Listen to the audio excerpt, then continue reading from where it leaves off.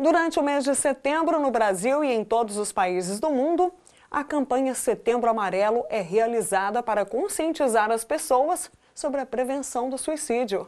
A campanha ocorre no mês de setembro desde 2014. Para contribuir com a campanha aqui em São Gotardo, a SGTV conversou com a psicóloga do Centro de Apoio Psicossocial sobre as principais doenças que levam os indivíduos a cometerem suicídio e sobre as formas de prevenção para conscientizar a nossa comunidade sobre a importância de acompanhamento especializado nesses casos. A SGTV recebe hoje em nossos estúdios a Adriana, ela que é psicóloga do Centro de Apoio Psicossocial aqui de São Gotardo, para falar de um tema que ainda é um tabu na nossa sociedade, para falar sobre suicídio. É um prazer te receber, viu, Adriana? Para falar de um assunto tão importante para a nossa sociedade, que é a prevenção aí do suicídio, né? Nós estamos no Setembro Amarelo, que é um mês onde as campanhas estão voltadas para combater o suicídio aí, na verdade, né?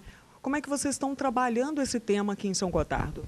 Olha, esse é um tema que ainda é um tabu no Brasil todo, porém a gente está tendo todo o cuidado de como expor esse assunto, né, de como conscientizar a população devido aos altos índices de suicídio atualmente, principalmente na nossa cidade neste ano, né? Então a gente está propondo algumas palestras, algumas atividades fora do ambiente de trabalho, a gente está pensando em fazer panfletagens, ir até as empresas, conscientizar mesmo os próprios funcionários de diversos setores a respeito de que o suicídio ele pode ser prevenido. Cerca de 80% dos casos poderiam ter sido evitados se a pessoa procurasse o atendimento antes, procurasse profissional especializado. E hoje a gente tem o CAPS, que é um centro de referência e apoio para pacientes em risco de suicídio, aqueles que têm doenças mentais graves e que isso pode levar também ao suicídio. Então, hoje, com o suporte da rede, o suporte do familiar, esse índice pode ser diminuído. Adriana, você como psicóloga, né, que trabalha diretamente com essas doenças, me fala, quais são as pessoas que estão mais propensas a cometer o suicídio? Olha, hoje é comprovado em índices que a maioria dos pacientes eles têm um quadro depressivo crônico grave, né? Outros com doenças psiquiátricas como a esquizofrenia, o transtorno bipolar. Então, esses índices são maiores e, inclusive, têm aumentado devido à dificuldade, muitas vezes, das pessoas procurarem ajuda, demorarem muito para procurar ajuda. Então, esses são os quadros que geralmente têm os índices maiores de suicídio. E como é que a depressão se instala? Só para o pessoal saber quais são os sintomas, né? O que se sente? Olha, é importante ficar atento a alguns sinais e sintomas da doença, que muitas vezes passam despercebidos pelas pessoas e pelos familiares também, né, de um parente que está com essa doença. A pessoa começa a mudar muito de comportamento, ela se isola, começa a ter irritabilidades frequentes, impulsividade. Então, assim, é importante que se observe esses primeiros sinais e já procure ajuda especializada, para que o suicídio não seja frequente, as tentativas não sejam frequentes, porque muitas vezes a pessoa não quer morrer, ela quer tirar apenas a dor, aquele sofrimento daquele momento. Então, por isso que é preciso ter esse tratamento o mais rápido possível. Os índices têm aumentado muito entre jovens e entre idosos também. E como é que os familiares podem ajudar essas pessoas que já vivem aí nesses quadros depressivos? Olha, principalmente com o tratamento do profissional de psicologia, de psiquiatria. O importante é que se procure o seu local de referência, o seu PSF, ou mesmo o próprio CAPS, para que a gente consiga fazer a avaliação específica desse paciente, para ver qual que é o tratamento mais adequado para ele.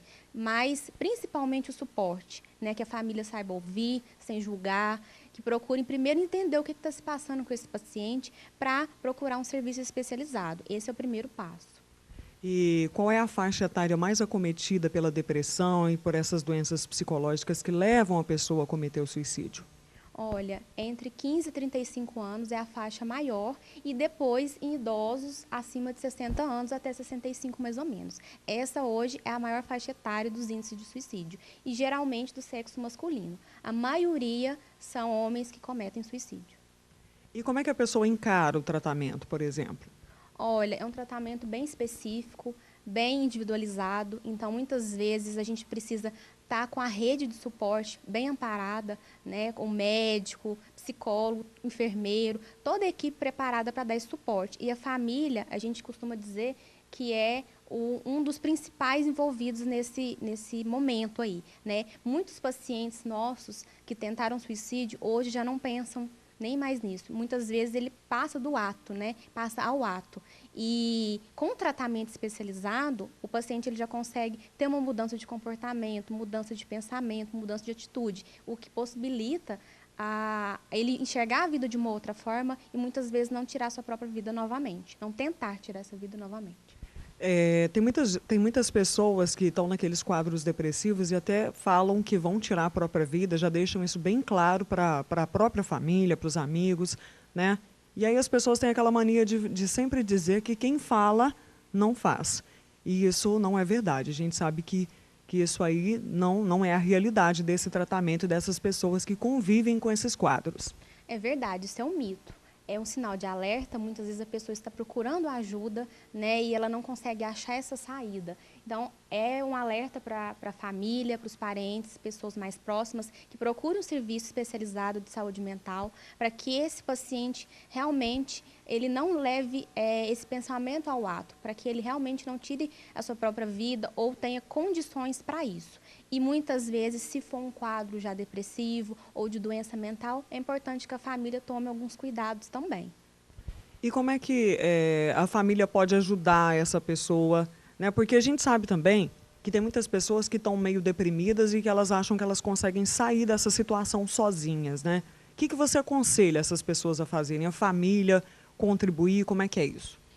Primeira questão importante é ouvir esse parente, esse amigo, né, e entender o que se passa. Se ele teve uma perda recente, uma perda de um trabalho, um fim de um relacionamento, o que ocasionou aquela mudança de comportamento? Então, se é uma pessoa alegre, se é uma pessoa que tem uma rotina tranquila de trabalho, de diversão, de repente essa rotina começa a mudar, é importante que o familiar fique atento a esses sinais. Muitos casos, a pessoa de suicídio, a pessoa deu indícios, deu alguns sinais. Então, é mito dizer que quem fala e não faz.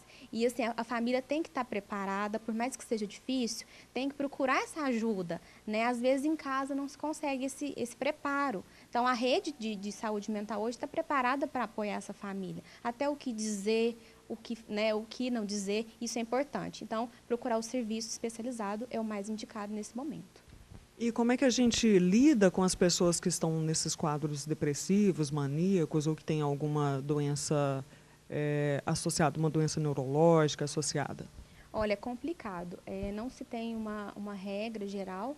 O caso precisa ser avaliado, precisa ser analisado e proposto um tratamento específico, uma orientação. A gente oferece grupos de orientação à família também com dificuldade, porque as famílias se queixam muitas vezes que não sabem o que fazer, não sabem o que dizer para aquele paciente, né? Então, assim, independente de doença, todos têm necessidade hoje de serem ouvidos e muitas vezes não se tem o momento pela correria do dia a dia, né, das pessoas, por causa de trabalho e outras atividades, e acabam passando despercebido. Então, o importante é ter esse espaço. A gente tem que começar a abrir um espaço na nossa agenda, no nosso tempo, para escutar aquela pessoa que está em sofrimento psíquico. Muitas vezes ela não sabe dizer o motivo, ela não sabe dizer por que ela está assim, né? A depressão é uma doença que ela começa silenciosamente até que a pessoa não consegue encontrar meios de sair daquela dor. Então, por isso é importante o acompanhamento, a orientação. Então, hoje a gente oferece na nossa cidade esse tipo de suporte.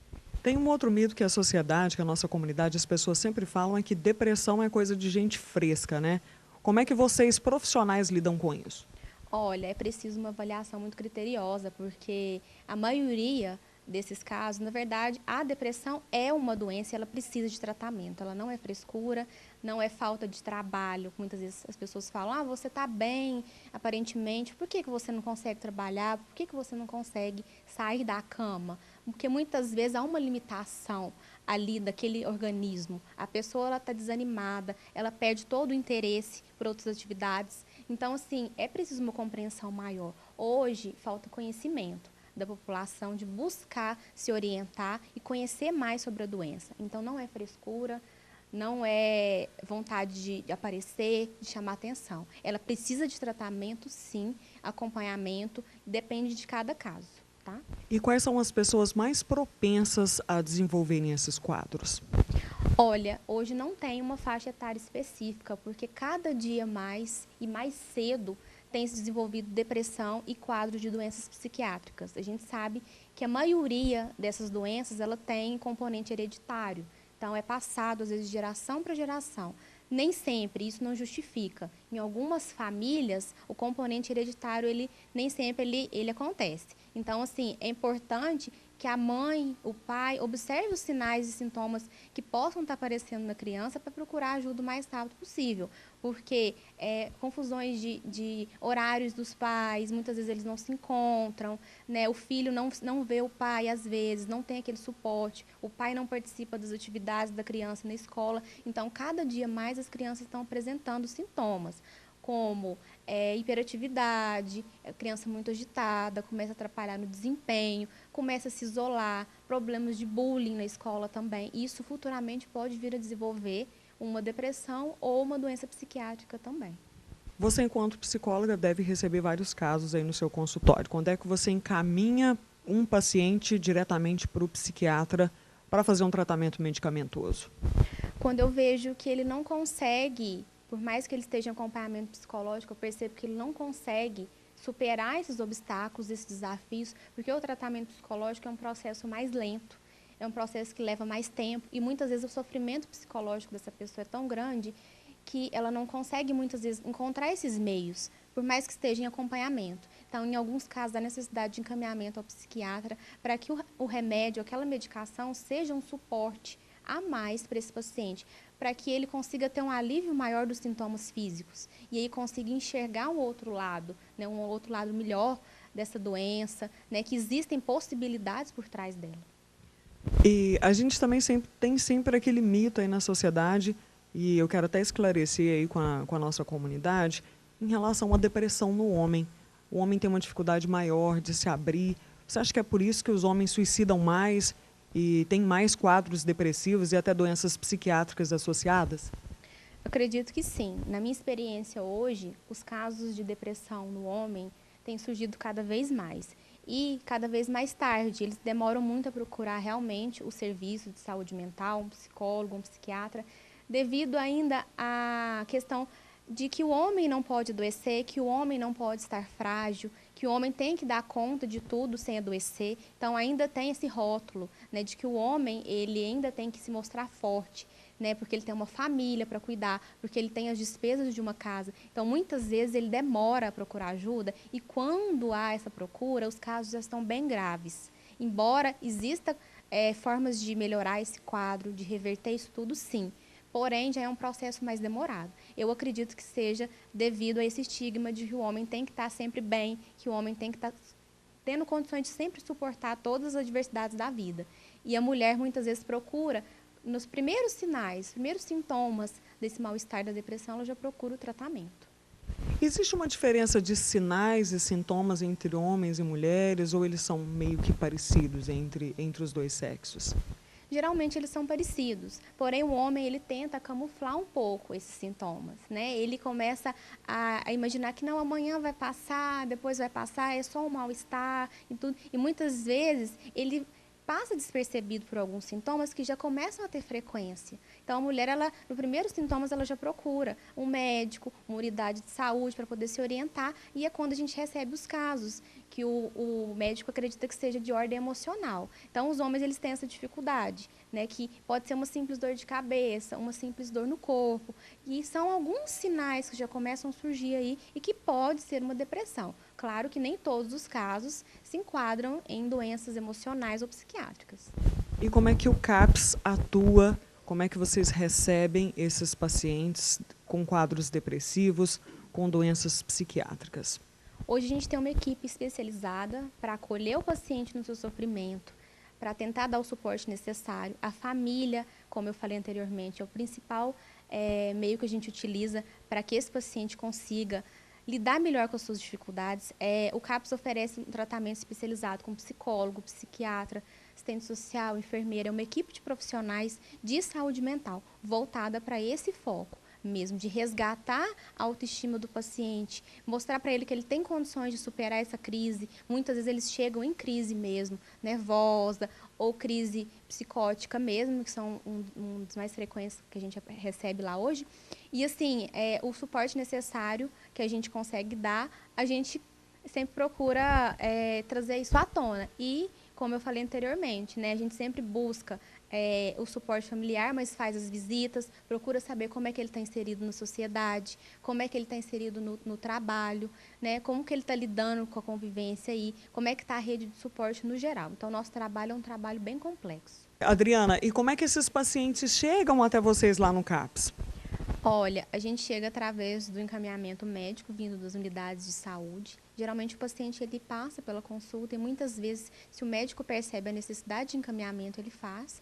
E a gente recebe esse paciente e lá ele é avaliado pela nossa equipe. Nós discutimos o caso e propomos o melhor tipo de tratamento para cada paciente. É dessa forma que funciona hoje. E como é que vocês trabalham com aqueles pacientes que já cometeram suicídio, que já cometeram várias tentativas aí de suicídio? Como é que vocês lidam com esses pacientes? Tem uma vigília, a família trabalha junto, como é que é? Olha, a vigília é importante. A gente geralmente chama a família, orienta com relação a questão de objetos cortantes, medicamentos de tarja preta, de a família ter administração dessa medicação. Seja o marido, seja um filho, seja a esposa, que tenha o cuidado com todo tipo de objeto cortante, objetos que podem fazer com que a pessoa tenha acesso e possa tentar tirar sua própria vida. Então, a gente faz essa orientação à família. A vigília, que você relatou agora há pouco, é dessa forma. Muitas vezes a gente faz a visita também, para que a pessoa se sinta acolhida, se sinta apoiada e perceba o quanto ela é importante, né? O quanto ela precisa ainda resgatar alguns laços sociais, algumas necessidades que muitas vezes estão escondidas. Então, a gente busca dar esse suporte em casa também, suporte domiciliar. E hoje a gente está vendo nas redes sociais muita coisa ruim, principalmente fotos de crianças se cortando, se automutilando. E muita gente incentivando elas a fazerem isso, né? Como é que os pais podem lidar com essas situações? Como é que o pai percebe que a criança não está bem, que tem que fazer um acompanhamento? Olha, cada dia mais estão aparecendo para a gente casos de crianças que estão se cortando. Muitas vezes elas acabam sendo influenciadas por outros coleguinhas também, que às vezes está passando por algum problema, precisaria de acompanhamento. Então, assim, é uma dificuldade muito grande dos pais hoje saber lidar com isso, mas a criança ela começa a apresentar alguns sinais que os pais precisam estar atentos. E se esses sinais realmente entrarem num quadro de sintomas de uma depressão, de qualquer outra patologia, é importante o acompanhamento o mais rápido possível. Então, alguns sinais são como mudança de comportamento. Se é uma criança calada, uma criança mais quieta, ela começa a ficar mais agitada, ela muda o desempenho na escola. Se é uma criança que tenha boas notas, ela começa a ter uma queda no rendimento. Uma criança triste, né, ela era uma criança que se relacionava bem com as outras, ela começa a se desligar desse contato social, se perder ali muitas vezes no meio das outras crianças, né? Não se achar mais ali dentro daquele grupo. Então, todos esses sinais são importantes. O isolamento é um sinal muito grave também, que precisa ser analisado, ser alertado, porque a criança ela se isola e muitas vezes ela não fala do seu sentimento, ela não fala o que está acontecendo. Então, a criança, a gente tem essa dificuldade maior com a criança porque ela não diz muitas vezes o que sente. Ou mesmo por ter sofrido algum bullying, alguma ameaça ali dentro da escola, que está acontecendo muito atualmente, de outra criança ameaçá-la para que ela não conte o que está acontecendo. E ela começa a mudar o seu comportamento, a sua atitude. Então, os pais têm que estar atentos a isso. E a gente vê que existe uma barreira, até mesmo para a pessoa que está tendo alguma alteração aí de comportamento, que está tendo um quadro depressivo, de procurar ajuda, né? Muitas vezes as pessoas não procuram ajuda por achar que aquilo vai passar. Qual que é o conselho que vocês que trabalham diretamente com essas pessoas dariam? O conselho é que você fique atento aos sinais que o seu corpo dá. O nosso corpo ele nos dá sinais a todo momento. Então, assim, uma simples dor de cabeça que começa a se tornar frequente, né? Uma dor de estômago, dores pelo corpo, né? É importante ficar atento a esses sinais. Claro que muitas vezes a gente está cansado de um dia tenso de trabalho, de um dia corrido de atividades. Isso não necessariamente é um sintoma de uma doença grave, mas a frequência com que esses sintomas apareçam. Isso é importante a gente estar atento. Tá? Então, assim, os nossos profissionais estão aí para isso, mas a partir do momento que aqueles sintomas começarem a te atrapalhar no seu dia a dia, na sua rotina, aí sim é importante procurar ajuda profissional.